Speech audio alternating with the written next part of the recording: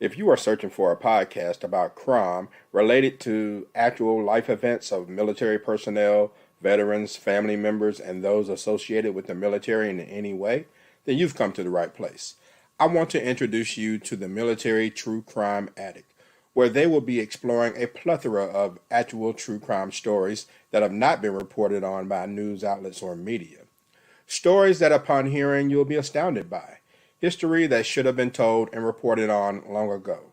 There will be detailed stories that touch on topics such as assault, harassment, sexual preference, abuse of power, PTSD, murder, hazing, rape, and all stories that in some way relate to our military veterans and their extended families. The Military True Crime Addict provides voices to the victims and hears their side of the story. They will raise awareness of the heinous crimes and those most impacted. You do not need to know anything about the military to enjoy this podcast. Listeners can hear original true crime stories with the specifics of what occurred. You can follow them at militarytruecrimeaddict.com or search for them anywhere you listen to your podcast. What's going on, people? I would like to welcome all of you to another Q11 edition of the Talk to Q radio show. My name is Quincy, and this is my show. And with the Q11s, what I like to do is interview people to expose my audience to new things. I talk to authors, entrepreneurs, entertainers, counselors, other podcasters, and sometimes just your everyday person who just has something to say about a particular topic. So it's an opportunity for you to get to know these people up and close and learn their story. What sparked the passion to choose a certain career, or what inspired them to write that book? Or why is this person so opinionated about a particular topic? So just sit back and enjoy the show, and please be encouraged to share. A lot of my guests, much like myself, kind of do their thing by word of mouth. So the more that you share, like, or comment on a social media post, then the more you can help me grow the show. And it also gives more support to the people that I bring on the show who are looking to get their services, products, and talents out to the masses. So without further ado, let's get to the interview. All right. On this Q11 edition of the Talk to Q radio show, my guest and I will discuss how she went from being a little girl in New Orleans who was bullied for being dark-skinned to a confident, goal-oriented professional looking to give back.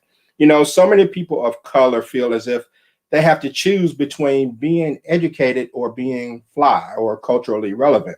My guest says that you can do both. She is an engineer as well as an all-around fly individual. Residing in the DMV, Northern Virginia, please welcome Miss Deshawn Joseph, aka Boom, to the Talk to Q radio show. Deshawn, how's it going? It is going well. Thank you for having me today. I appreciate it. Thank you for taking the time. Now, can I call you Boom? Absolutely. It's my nickname. We're cool now. All right. Okay, cool. All right. Really quick, before I get into details about, how you got started and all of this, where does the nickname come from? So believe it or not, I got this nickname in college. I will spare you guys the long story, but a college roommate boyfriend actually was trying to find this quirky way to say, roommate /boo/friend. And he went from brewmate to boom. And it kind of just stuck with me because as I got older, I became kind of the room tilter, or the one that was always high energy in the room. So the name kind of evolved over the years. So even though it started out as just kind of a play on words with someone that was trying to be nice, it kind of actually really became a part of my identity when I actually decided to, stop being so shy and shrink and just start walking in my power. It's kind of just evolved to Boom. All right. It seems to fit. Thank you. Tell us a bit about yourself. What was it like growing up for you in New Orleans? Growing up in New Orleans, it was great. Of course, with any other city, we have our pros and our cons and things that happen. I loved actually, growing up in New Orleans. I went to Houston for a little bit, came back to New Orleans. I guess I was a little bit biased, as most people are in New Orleans. Let's be honest. We tend to think that New Orleans is the only place that exists, and the world is just whatever, and it's just New Orleans. It's us against the world. So definitely, emerged in the culture and all of those things that make New Orleans what it is. I didn't really realize how much I learned from growing up in New Orleans until I did move out to Virginia. And I really learned about, different cultures and the way people do business and the way people talk and just friendliness. I had a lot of friends from New York. I did not know that, walking down the street and saying hi was considered weird, right? They were like, talking to strangers. And I'm like, I'm being respectful. Like, to this day, I still say yes, ma'am, and yes, sir. Like, my dad is in his 70s. He still says yes, ma'am, when he's speaking to a woman. So it's just like those little things that you pick up on that you didn't even know that were a cultural upbringing. But I love New Orleans. I love the culture. Of course, I love the food. Yes. I am a fake vegan now. Don't tell my daddy because he thinks that's so weird. But I will say, flavor and just loving life and music and jazz, all of those things were just a part of my childhood. But I want to say I really appreciate them more now that I'm an adult and I'm away from that culture. So I loved growing up in New Orleans. I can imagine. That's one of my favorite cities. I'm not too far from New Orleans. I'm in Jackson, Mississippi. So just a hop and skip, not even a jump, you get there. And I love it there. Now, one thing I will say, and I said this to you earlier when we spoke, I'm not hearing the New Orleans accent. I know.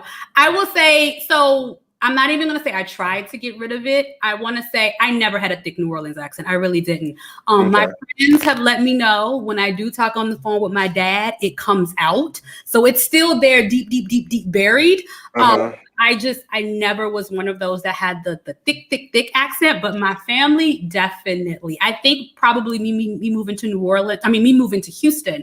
I'm sorry, when I was younger, probably kind of muddied the waters, but trust and believe, if I get on the phone with my daddy a good 30 minutes, you're going to hear it come out. Okay. I was going to say Juvenile is going to be very disappointed. I know. All right. So you were bullied as a child or at least teased, I should say. I don't know how bad it was, but I know that you've mentioned that colorism was an issue for you growing up, that being darker, as far as having a darker skin complexion, wasn't always well received. How did you feel dealing with that as a young girl? So we're just gonna go right into it, huh? Okay. Right into it. I will say, so the teasing and the bullying, I mean, as a child, we all had a mixture of, we were all teased for something. I will say that was just kind of the butt of the jokes when I was growing up, because I don't have an answer for it, but I will say what really, really changed my life was actually my senior thesis. I went to Xavier Prep. It's a pretty historic high school in New Orleans. It's called St. Catherine Drexel now. Went through a little of a name change. And I actually did my senior thesis on colorism. I didn't know what colorism was at that point. All I knew was something was not right. Thank goodness I had enough of a moral compass to know that nothing was wrong with me. I would say a lot of my childhood, I was confused. I will say I would kind of like look in the mirror and be like, but what? I literally thought everyone was just crazy. So thank goodness that God did not have me take that as internal self-hate. I definitely am grateful for that, but I just knew something was off. And me doing that senior thesis, it honestly changed my life. And it is the reason I am the woman I am today, because I was actually able to put a historical context to it. I was able to give it a name. I was able to understand it. And I was actually able to really understand it, but really see where it came from, how it started, its roots back to slavery, like why this is an issue, why this is a thing. And I learned all of that at 17. Which really it was almost like I knew I wasn't crazy. I knew it wasn't me. I knew it wasn't personal. So I'm very, very grateful for that assignment. And that's kind of what really studying and understanding colorism became very, very important in my life, because I saw how, you have to demystify the stereotypes, but sometimes when you don't even know why you think the way you think, it's a whole lot harder to have a conversation with someone and say what it is. So I had to really get to okay, why do we think like this? Why is this an issue? Why do we think this is less than? Sometimes, teasing, it's just, people are just following a crowd, or they don't know why they're teasing you. They just know everybody else is teasing you, so I'm gonna tease you too. Or what is that internal thing inside of us that says, okay, dark skin is less than? What is that? So doing that assignment absolutely changed my life, because it was like years of like me taking all of this in and saying, what is going on? I was finally able to say, this is what it is. Okay, got it. This is not personal. This has nothing to do with Deshaun as a person. This is, I don't want to even say it's a systemic problem, but this is an internal racism that we're going through that roots all the way back to slavery. So it, like I said, changed my life. I did win like second place in the state for my thesis, but that wasn't really the award. It was me now able to kind of build that confidence from myself, like starting from scratch at age 17, going right into college with like this new, fresh perspective on who I was and what my identity was. Yep. Do you think that the media perpetuates it though? Absolutely. Absolutely. I'm gonna let you finish your statement, but absolutely. No. Go ahead. I mean, expand on that. I would say absolutely, because as society, there is this emphasis on not even mandating, but saying this is the standard of beauty, right? This is the standard of beauty. And what I found really interesting, especially in my studies with colorism, especially with Black women, because I'm going to speak from a Black woman's perspective, because that's what I am. It was almost like we had 3 degrees of discrimination, right? First, we were Black, right? Then we were women. Oh, and then you're dark skinned and you're a woman. So it was like you were like going through these layers of trying to find your identity. And oh, by the way, you look at TV and there's nothing or no one that looks like you. I remember I wanted to be a music video director. Before I wanted to be an engineer, I wanted to be a music video director. And I love music. Being from New Orleans helped that a lot. I love music.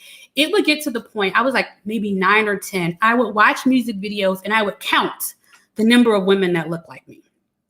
I would be like, why? Like I said, luckily, internally, I didn't think something was wrong with me, but I was kind of very much so like, what?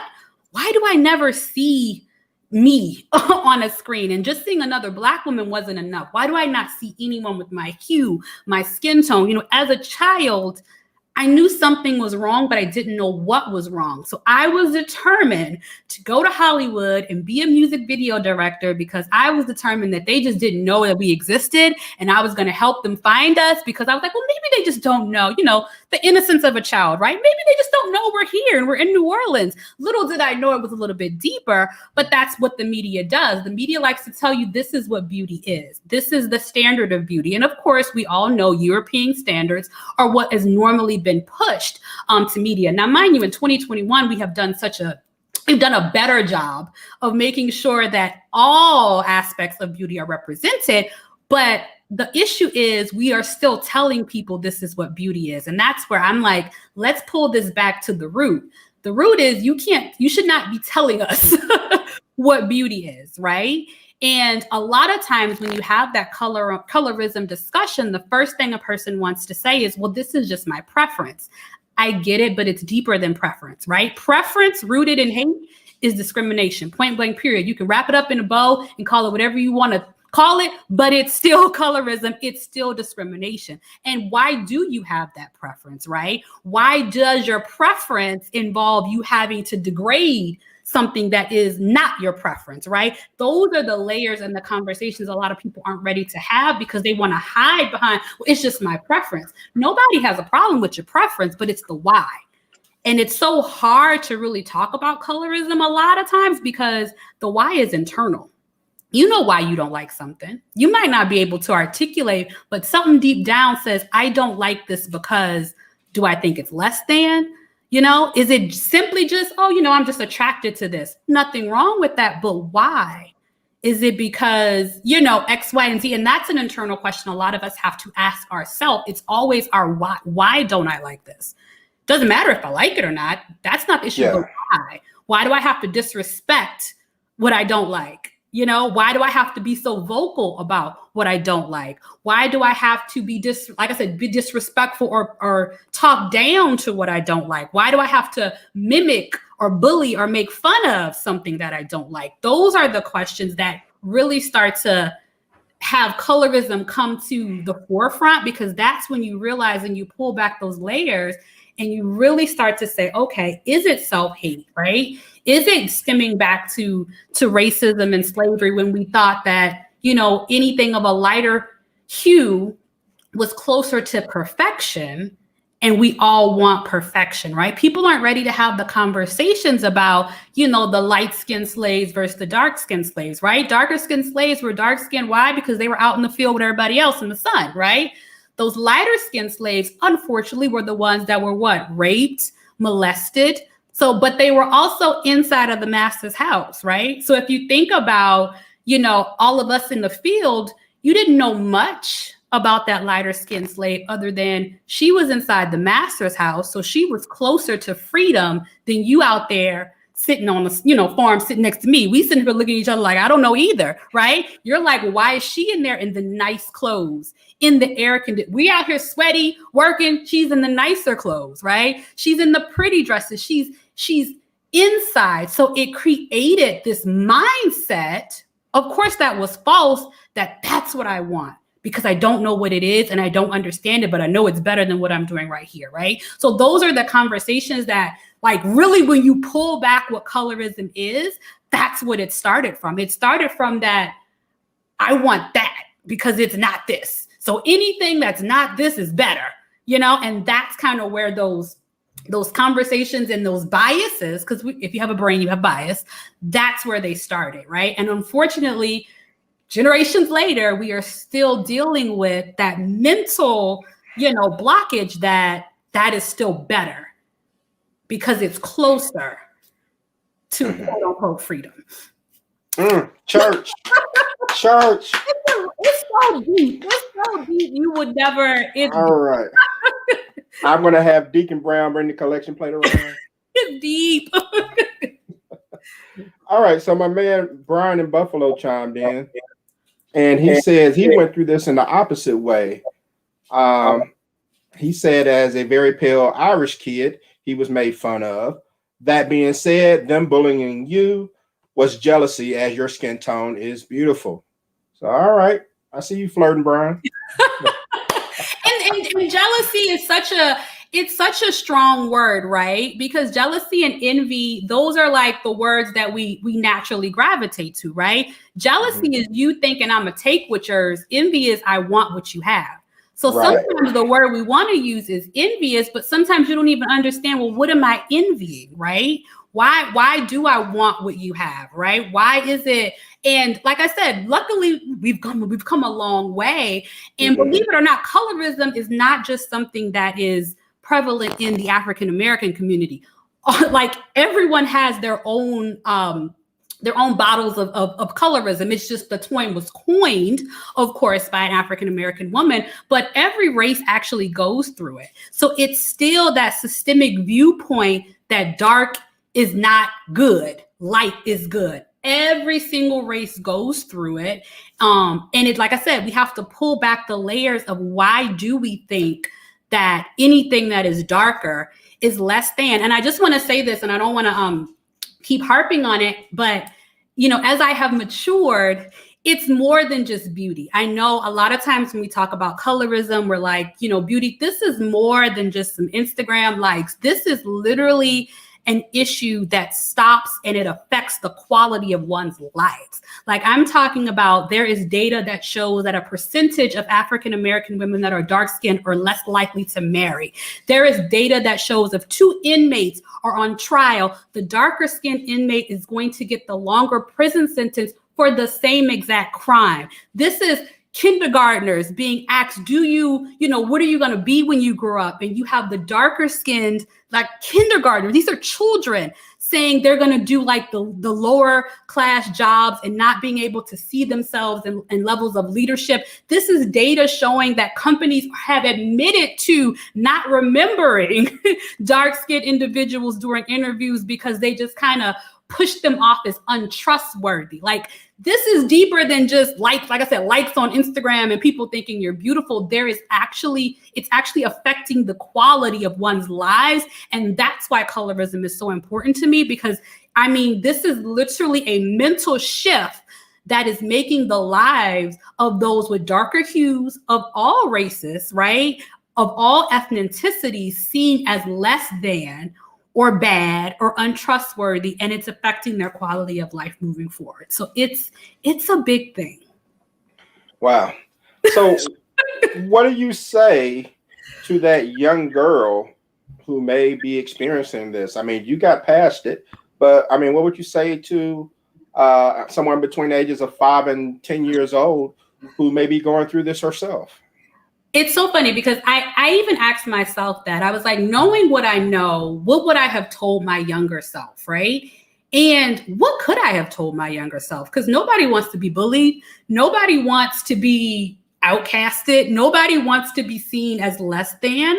But as cliche as this term is, knowledge really is power. I gained power and confidence by knowing what it was I was dealing with, right? Remember I told you for years, I was just I was probably the most confused child because I would just sit there like, like I'm not joking. Like, I didn't even get asked to prom, right? I'll never remember this. I was sitting with a group of friends and I used to always peep this because, like I said, New Orleans, don't beat me up, fam, but we have a huge colorism problem. And it was this group of girls. And like I said, luckily, God never made me feel less than, but I did used to feel away. Like, let's be honest, I used to feel away. And I was looking at all of these girls getting picked for prom, and, comparison is a thief of joy. And I'm thinking to myself, like, am I crazy? Like, maybe my mirrors don't work because I think I look okay. And why am I not being even considered, right? And that's hard as a kid to just, regardless, like I said, you start out noticing it in terms of beauty and you found out it's more deeper. But I used to just sit there and be like, what is going on? And I realized that people were just picking people based on that colorism. I don't even know what to call it, but the theory of this is better. It doesn't even have to look better, but it's better. I don't know why I'm picking it, but I'm picking it because I'm better. So having the knowledge and really understanding what it was helped me tremendously. The only thing is I wish I would have done it earlier. Like I said, I didn't do it till I was 17. If I would have done it when I was maybe 10 or 12, I probably would have lived a completely different high school life because I kind of just shrinked a little bit and sat in the background because I was very observant, because it was just almost like a huge science experiment, for lack of a better phrase. I was just sitting there just looking like, am I in like the Twilight Zone? Like, what's going on? So what I would say to a younger person is you cannot allow society to define you, period. I know a lot of people are like, well, we love dark skin and we love beauty and it's accepted now. Let me tell you the problem with that. You are still allowing society to tell you what is good and what is not.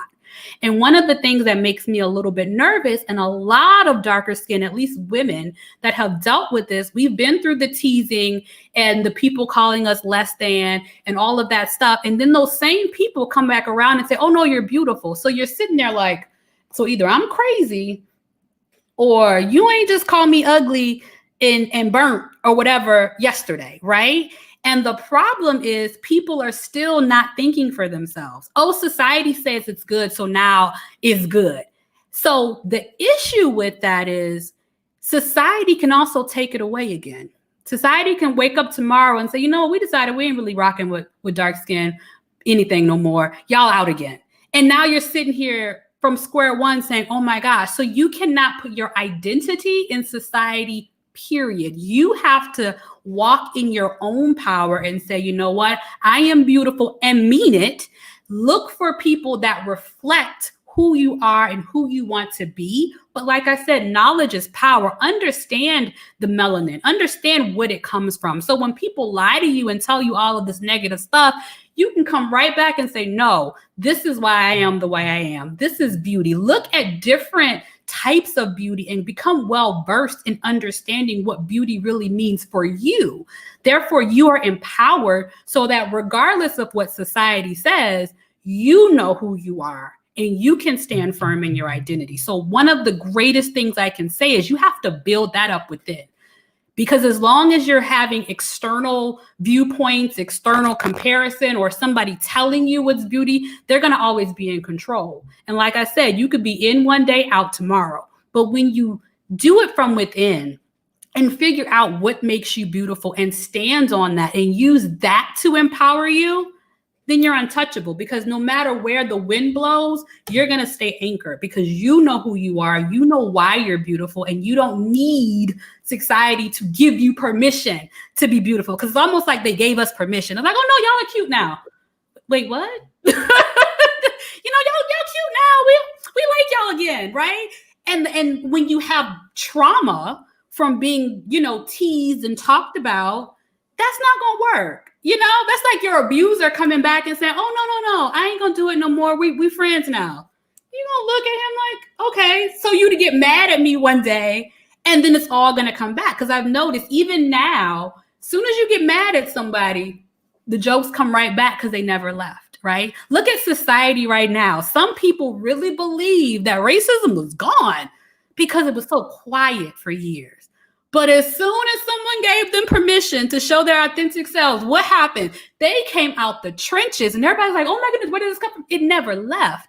They just suppressed it because society told them, nah, chill. So they were like, okay, we're going to be good. And as soon as they thought they had permission, they went right back up. It's the same type of mentality. I know I'm using racism a lot as a comparison, but it's a mentality thing, right? It's you're still allowing external resources, people, beauty standards to define you. And as long as you do that, you're always going to be at the mercy of what someone else defines you as. So as long as you kind of stay firm, decide, and now, like I said, knowledge is power. Learn why colorism is a thing so you can have conversations like these. You'll be able to really be anchored in who you are, and you won't sway regardless of what society decides to do. I know that was such a long-winded answer, but that's how I felt about it. I think you're giving kicking some science right here of a different nature. So I'm enjoying it. And all right, so last question really quick on this, and this just comes from the chat room. It says, do you feel it is worse in the Latino community, or do you think it's more of a more regional in that example? So I don't want to do a worse comparison because, like I said, all ethnicities deal with it. My research has definitely been, of course, African-American community, because I feel like that's where I have the most data. Like I said, I have not done enough research on the Latino community. I know in the Asian culture, Indian culture, it is really, really, really bad. But across the board, if I could say, and it's not even just a United States thing. So just across the board, there is still a very prevalent and very disturbing percentage of people that still believe biased, and by bias, I mean consciously and unconsciously, that darker skinned people are just less than. Darker tone, darker hues, that you are just less than, you are, like I said, not trustworthy, which is why all of those other things that I said happened. It's just across the board, people still have a very just sensitive bias towards anything that is darker hued, right? And it still comes from, I believe, that European construct that light is all right, right?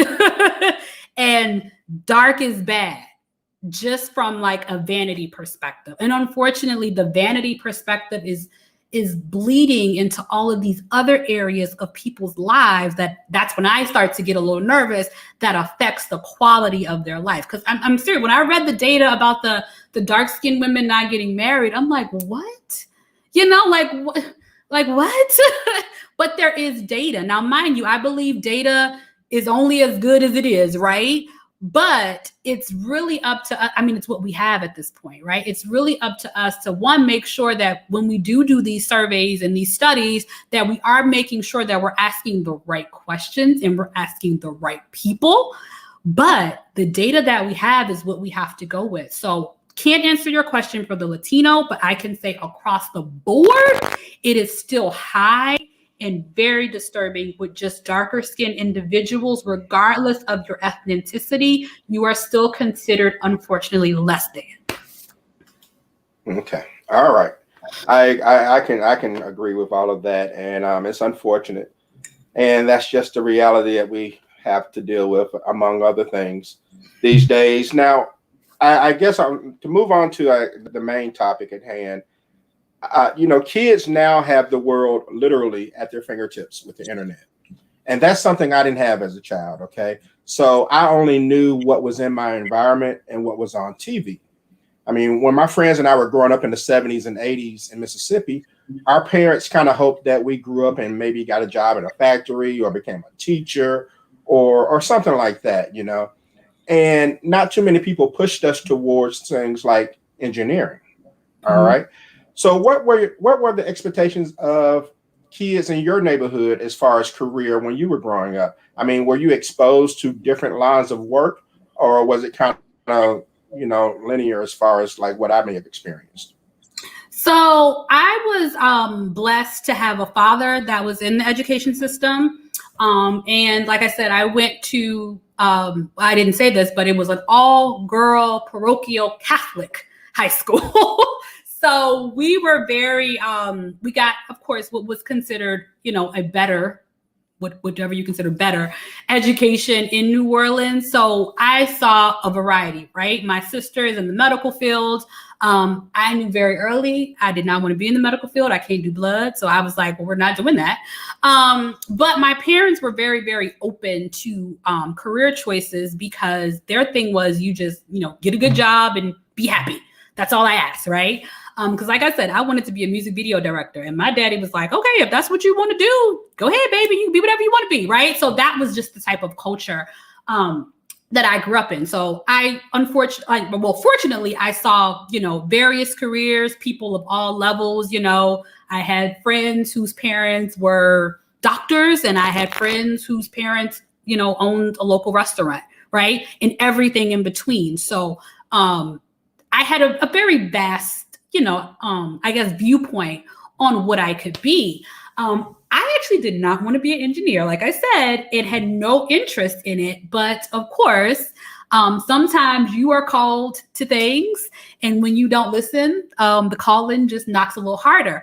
I actually ended up getting a full academic scholarship to Norfolk State for engineering. And just to make a long story shorter, my mama was like, you're going to go to Norfolk State and you're going to pick engineering. Which major would you like? Because I do appreciate her for stepping in. Academic scholarship is important.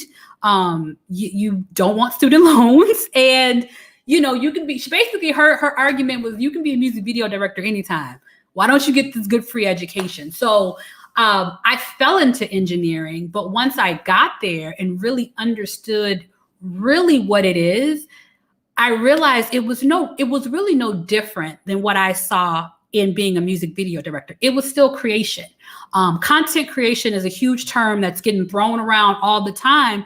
But I always say engineers, we're the OG content creators, right? We are literally people that would take a thought, in the atmosphere and turn it into something tangible and usable. So you talk about making something out of nothing. That's what engineers did. And that's what really, really, really kept me engaged. Like I said, I did computer science. So that kept me engaged because that was technology, that was creation, that was automation, all of the things that I wanted to do as a music video producer. So I loved engineering because of the freedom and because of the creation. So I may have gotten, involved for the wrong reason, but I stayed for the right reason, especially being the only female in a lot of my courses.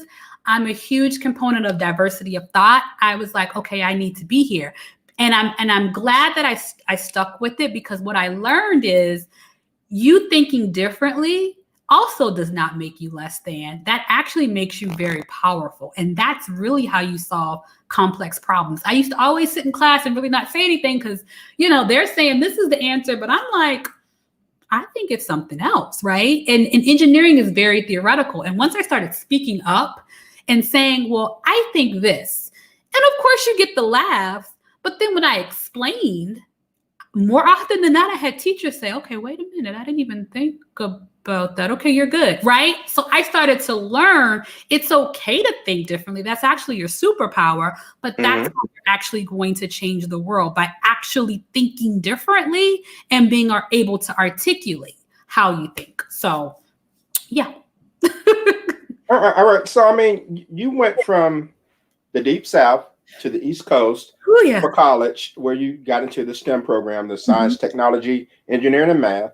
And, a lot of times when we hear the term engineer, a lot of people don't even know what they do, or some people think that they drive locomotives, trains. But what are some of the jobs that an engineer can have? Can you lay some of those out for us? I'll try. It might take me 9 years, but I'll try. But engineering is just a broad term. There are so many aspects of engineering, which is why when I do have a student or a mentee and they say, well, I'm interested in engineering, the first question I ask is, what do you want to do? Like, what do you like? What interests you?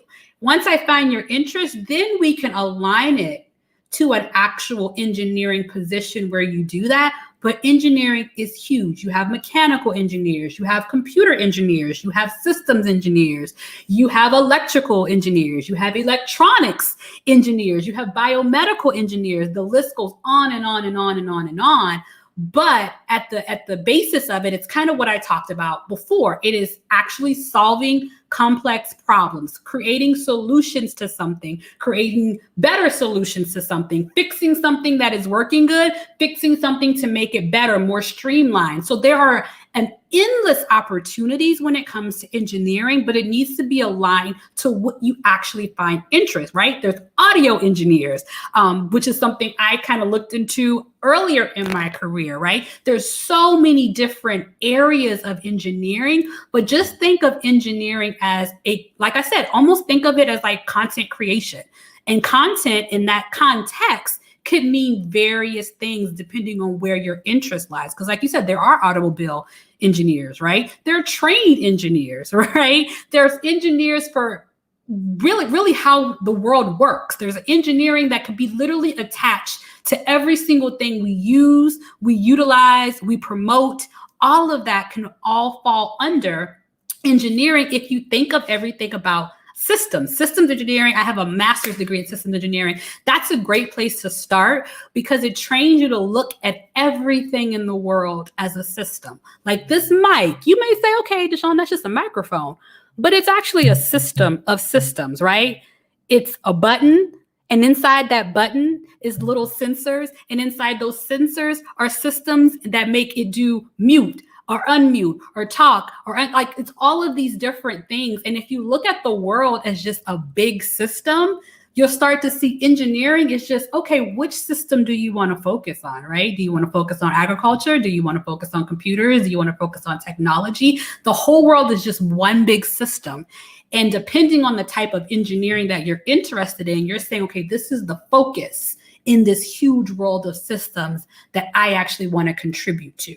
So I know that's like a super, super high level, but that's literally the beauty of engineering is that it is so broad that you literally have to just break it down to solving something, making it better, making it new, or fixing something that's broken. Okay.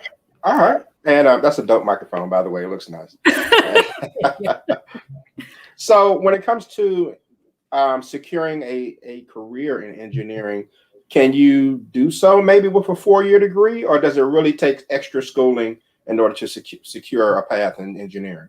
So I might get in trouble for saying this, but hear my heart when I say we're going to see degrees probably start to be a little less important when it comes to engineering, because at the end of the day, engineering, like I talked about diversity of thought. It's, can you think differently? Can you fix something? Can you figure out how to improve something? And a lot of that you're going to learn on the job. You're going to learn based on that engineering field that you picked, right? Corporations, let's be honest, their job is to make money, right? Right? Their job is to do something. Their job is to get money for your services. And what we're seeing is we're asking for all of these qualifications, but that's not necessarily going to change that mental ability to think. No different than you having a master's, MBA. That doesn't mean you're automatically going to have a great business. That just means you know business terms. Same thing with engineering. So I'm not by any means saying an engineering degree is not important. It is very, very, very important. But we're going to see the educational system and corporations change because a lot of people, especially now that we have Generation Z that grew up with all of this technology, this is just easy. Like my niece just makes apps on the weekend for fun, right? She just does it for fun, right? So it's going to change. So she can probably, when she does graduate from college, she may not have 10 years experience creating apps, but she can say, okay, I've created 3 apps that are on the App Store. So as a company, now you have the decision like, okay, I'm either going to pick someone that literally can do this because that's just something that they have the innate ability to do, or am I going to go by that traditional 10 years experience? Oh, by the way, technology moves so fast. You having 10 years experience may not even be relevant to the technology that we're using today. So I say all of that to say we're going to see a lot of changes when it comes to, especially like this comment says, you're going to see a lot of changes because it's a lot of self-taught people that are killing the game because, you know, they're doing this for fun, for leisure. It's literally a part of their daily routine. So yes, school is important. You do need it for certain positions. We are not there yet. So please, continue to get your education, but just understand, like the gentleman said, knowledge is still going to be a key. Can you do it? That's what they care. How you learned how to do it, that's where we're going to have a little bit of flexibility in the future. It's can you do it? One person may have needed a 4-year degree to do it. One person may have needed a weekend in Michigan. But can they do the job is what you care. Do they have the knowledge to actually do it? And that's going to start being at a higher precedence than a degree. Can they do the work? And can they do it fast? We're going to see a lot of differences in the way we do business and the way we hire. All right.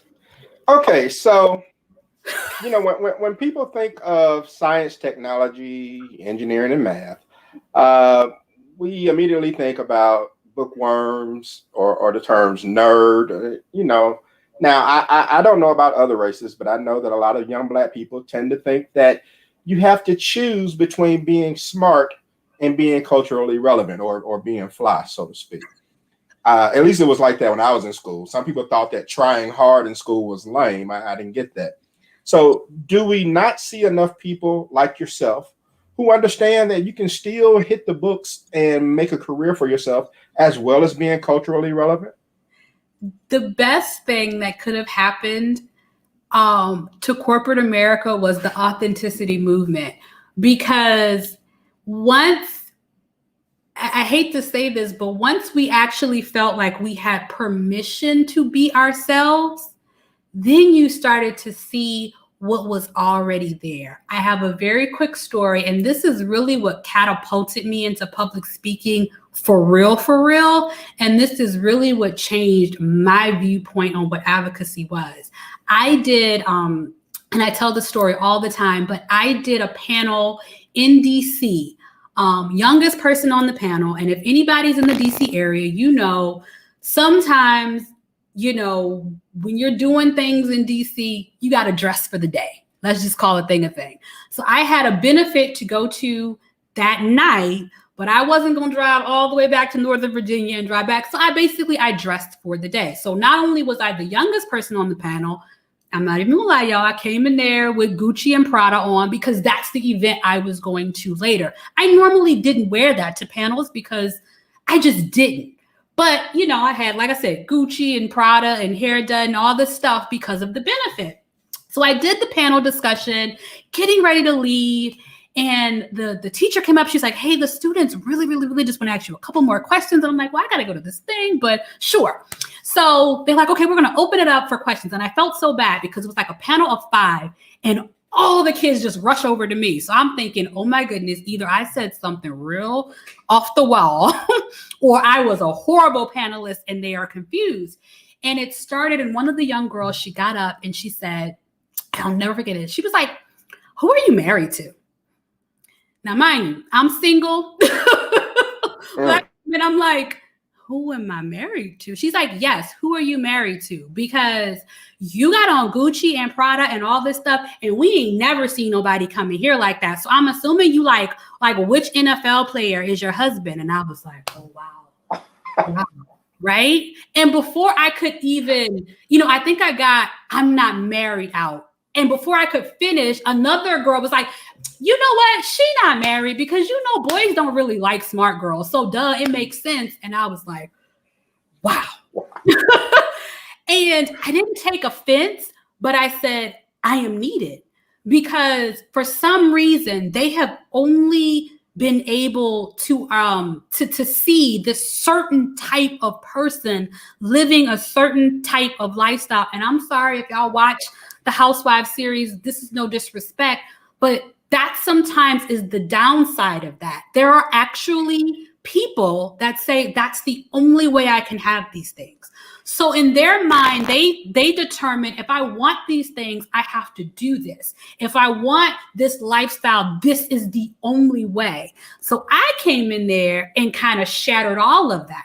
And that's when I said, okay, not only am I going to show up as my authentic self, it's no longer a luxury, right? This is people's lives. Like, this is me like saying, no, sis, you can be exactly who you are. You can be smart, you can be intelligent, and you can still like Gucci and Prada and all of those other wonderful things. You can do this for yourself.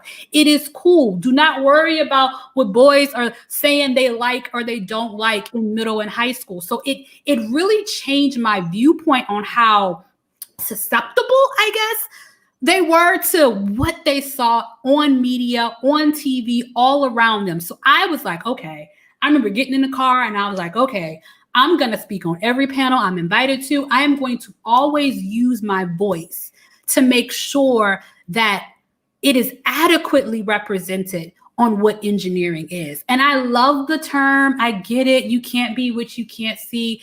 It's on every bumper sticker, but that is a limiting belief that we're going to have to start explaining because it's a little bit deeper than just seeing a whole bunch of Black women on a panel or a whole bunch of Black men on the panel. If you don't see yourself in any of those people, you still don't see yourself. So mind you, those girls had seen Black women before, but they didn't want to do anything those Black women were doing because they were like, this is not cool to me, or this is not who I want to be, or this is not, for lack of a better phrase, sexy, right? But when I came in there a little bit younger, myself, I may have, like I said, engaged them for the wrong reason, but at least I opened their mind to another possibility. And hopefully, like what happened in my story with my mom, you say for the right reason.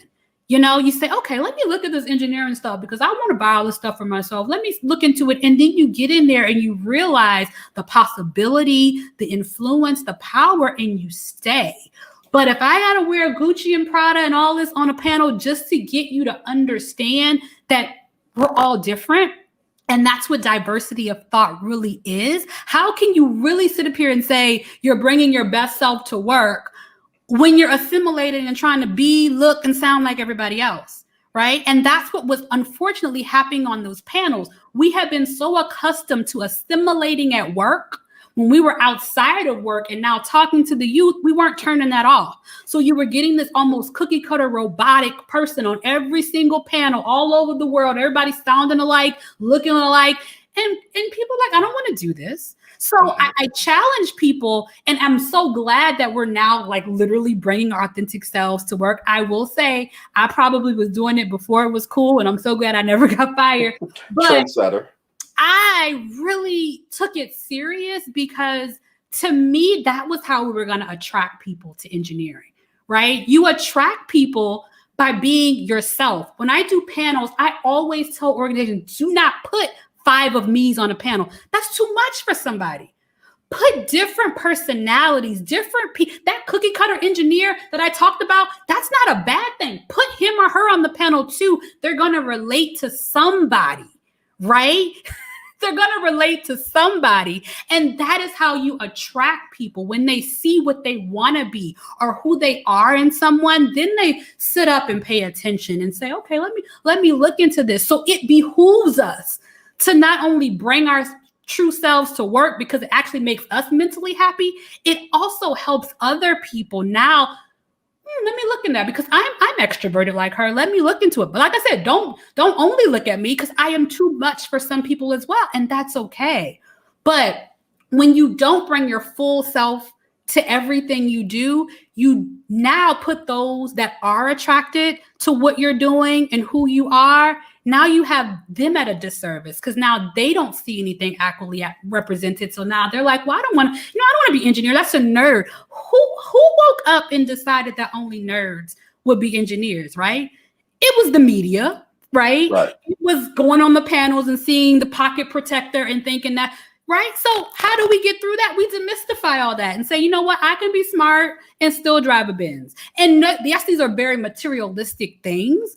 But let's be honest, some of us like it, some of us don't. But when we are our authentic selves, we're able to minister to those that we should minister, and we shouldn't be ministering to everybody. Everybody's not going to always be your target audience. Regardless if you have a brand or not, you have a target audience. I hate to say it, but there are some people that are going to gravitate to you. So when you are yourself, you can help and pour into those people. Right? And make sure that they now have a chance to look at something because they see it adequately represented to either what they want to be. So like I said, you may have to get their attention for the wrong reason, but hopefully they'll stay for the right reason. I'm going to need you to be a little more passionate with your answer. Horrible. All right. So a couple more questions and we'll wrap this up. You're a speaker. Boom Speaks is a brand. You mentioned brands. Do you speak on anything? I mean, is it strictly about STEM, or do you get into colorism or just whatever it may call for? I mean, are you an all-around speaker or? So I can do anything, but I can't do everything. So I do have a lane that I stay in. And of course, it's going to be about STEAM advocacy because that is my world. It's going to be program management. I am a huge diversity, equity, and inclusion person. If you ever want to hear me rant for 2 hours, ask me what's the difference between equity and equality. I got you. Colorism, believe it or not, that was something that pulled me into. I actually was not intended to be always speaking on colorism, but it's beautiful how God will use your story to help others. So definitely colorism because I have experience in it and have done the research. Of course, when it comes to faith, emotional intelligence is also one of my favorite topics to speak on because I believe that emotional intelligence is probably the precursor to diversity, equity, inclusion. If you don't have the emotional intelligence to understand, relate, and all of those other great things that we talked about, then we can't talk about DEI or intersectionality or colorism. Emotional intelligence has to be there first, right? And I think a lot of times we get burnt out and we get tired and we get frustrated because we're trying to have these talks with people that are not emotionally intelligent. So it literally is like you're talking to a brick wall. So you're going to get burned out after a while. So emotional intelligence is something that I like. But at the end of the day, my whole platform is really about education, right? I don't need people to think like me. That is by no way what I'm trying to do, but I need people to think. I think a lot of time people say things and do things and they have no idea why they're even doing those things. And that's a problem to me. I don't have a problem with you picking A, but I have a problem when you can't tell me why you picked A. Oh, I just picked it because. That's the problem. I want, at least I hope before my time is over on this earth, I have given you enough information on A, B, C, and D. So if you still decide to pick A, you can say, well, I pick A because of these reasons. And I understand the risk, but I'm still choosing A. To me, that's success. Even if I wanted you to choose C, I'm okay and I will sleep good at night if you picked A and you can articulate it why and you understand what you got yourself into. That to me is success. So my platform is always going to be teaching people how to think and teaching people how to actually do it. I think another downside is we get information thrown down our throats all day. But sometimes it's like, okay, what am I supposed to do with that? How do I actually start? What am I supposed to take from this? So I really want to kind of almost go back to the root of this is how you can actually map something out and find out if it aligns to what you want, right? Because we're all people. We all have different purposes. We all have different things we're striving for. No person is going to be the same. But how do you know when to take something and when to throw it away?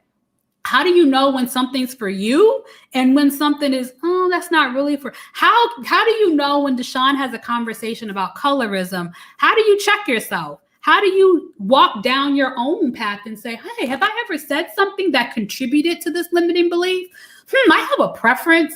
Is my preference rooted in self-hatred? What question should I be asking myself? So I always want to have a platform where I'm helping people get to that point where they can not only think intelligently for themselves, but when you have an opinion, it's an educated opinion, right? Even if no one agrees with you, it's not just, well, because I want to do this. It's, I think this way because of X, Y, and Z. And people can say, okay, I don't agree, but okay. We have to get back to that being able to agree to disagree and still do so respectfully. But people have to, I just want people to understand why they make the decisions they make, especially when it's decisions that have consequences, because unfortunately, whether you're ignorant or not, the consequences remain, right? So at least know what you have to deal with so your decisions can be a little bit more educated and you can able to walk it out and not be completely distraught when things don't go your way. So I'm all about just, how do you think? And why do you know? And why are you picking the things you're picking? So, all right. Well, Boom, I truly appreciate you taking the time to join the show. I mean, this is probably the only off day you have this week. Where can people find you and connect with you online? So Boom Speaks is my platform. That is my Instagram page. Please follow me. I'm gonna warn y'all, I take a lot of social media breaks. So if I'm not there for a while, that's what it is. LinkedIn, I'm also on LinkedIn. I am on Twitter, but I am this close to deleting my Twitter account just because I want to do a little bit of less of social media. I do social media branding in marketing. And I will say that is a gift and a curse, because the more I learn about social media, and again, me with the psychology of it, the more I want to pull myself away from it. So that's probably not good for my business, but I'll be okay. But definitely follow me on Instagram. LinkedIn, like I said, is a great place to find and connect and see what I'm up to. And my website is www.boomspeaks.com. That's another great way to get in touch with me. But I'm all over, but just know if you see me gone for 2-3 months, that means the Lord didn't told me to take a break and I'm learning to be obedient. So. All right. Nothing wrong with that. And actually, we got one more question from the chat room. And Brian asked, he got to ask you, is Pluto a planet? We are not. Kind of an inside joke with me and Brian, but yeah, is Pluto a planet? What is the inside joke? I don't want to say the wrong answer. No. You're the engineer. You've been through the STEM stuff. What's your opinion? I mean, I'm gonna say yes, only because I don't have enough data to go against it and say no. But if y'all want to, rent a rocket and let's go see for ourselves, I'm more than happy. I got Hertz and Avis credits, so let me know. We can go figure this out and demystify if we need to. It's going to take more than Hertz and Avis credit to get it. I'm ready to go and see for myself. So Brian hosts a podcast himself, and he always asks his guests that. So, all right. Well, Deshaun Joseph, aka Boom, thanks so much for joining this Q on One podcast edition of the Talk to Q radio show. And I hope we can do it again someday. Thank you so much for having me. And I hope I didn't confuse anybody. But The life of Boom, right? No, not at all. I don't think you did at all. And I thank you for taking the time. It's greatly appreciated. And that's going to do it, people. On Wednesday, I'm doing a live with a panel of guests discussing the topic, are men supposed to pay your bills? Should be interesting. Follow me on Instagram at Talk to Q. Check out the show calendar on my website at talktoq.com for upcoming shows. I hope that you all enjoy the rest of your day. And peace out.